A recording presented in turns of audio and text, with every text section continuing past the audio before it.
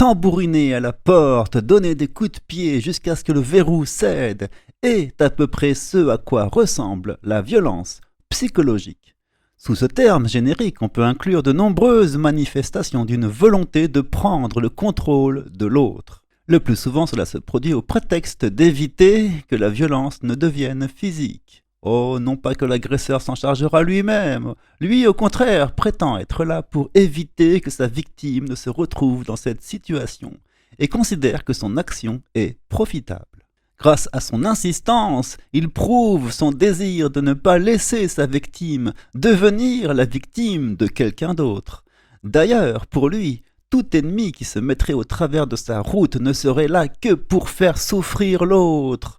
Le persécuteur se voit comme un chevalier de la justice.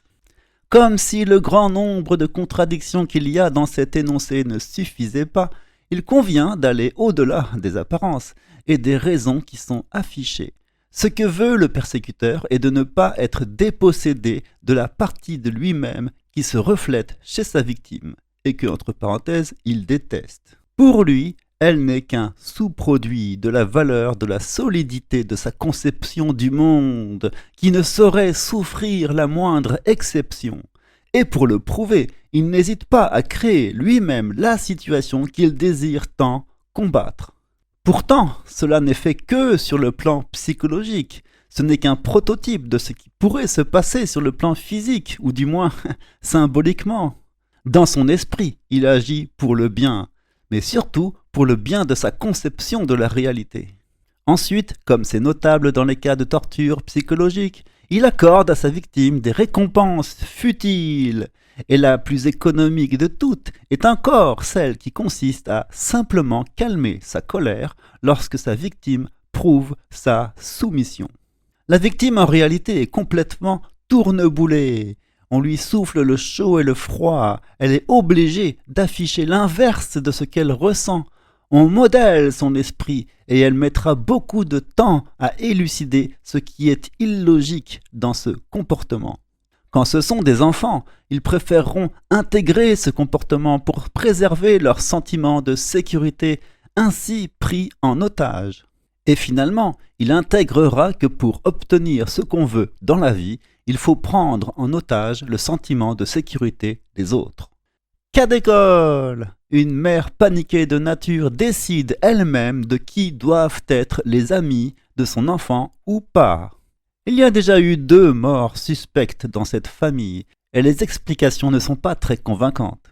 Elle prétend qu'elle ne veut pas perdre celui-là aussi. C'est une femme connue pour martyriser les enfants de la maternelle qu'elle garde à la cantine. Les amis de son fils déclarent qu'ils ont mal pour lui. Au siècle dernier, parler de violence psychologique paraissait suspect. Déjà auparavant, Pierre Bourdieu avait qualifié de violence symbolique le fait de s'en prendre à la légitimité de sa victime pour invalider par anticipation tout son argumentaire et ainsi de même pas avoir à s'embêter à réfléchir au problème. C'est-à-dire que la personne qui fait cela n'a ni envie, ni les moyens, ni intérêt à réfléchir au problème. Pour elle, la question est réglée. Elle est au-dessus de tout ça. Dans la sphère hyperspatiale du Dieu qui domine tout, sa posture est impressionnante et il fonde toute sa respectabilité sur la largeur de ses épaulettes. Les PNJ qui débarquent ne peuvent que tomber sous le charme.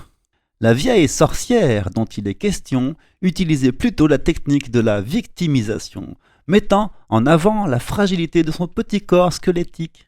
Mais nous, devant ce triste spectacle, nous pouvions déjà savoir ce que la science a prouvé ensuite, c'est-à-dire que la violence psychologique activait les mêmes zones cérébrales que la violence physique. Et cela se voyait dans le regard perdu, triste et désemparé d'un enfant qui était le seul refuge de sa mère.